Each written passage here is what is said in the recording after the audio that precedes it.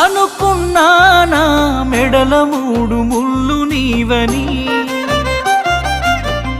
అనుకోలేదే ఇంకొకరితో 7 అడుగులేస్తని. రాసుకున్నామే నెత్తుటితో ప్రేమ లేఖని, రాయనే లేదే ఆ దేవుడు మన నుదుటి రాతని. మిలమిల మెరిసేటి మేడలను చూస్తారే కాగిత కట్టలను, అడగరు ఆడోళ్ళ ఇష్టాలను చేసి పంపిస్తారే బొమ్మలను. చచ్చిపోయేంత ప్రేమే నాకున్నా, మనసు చంపుకొని నీకు దూరం అవుతున్నా.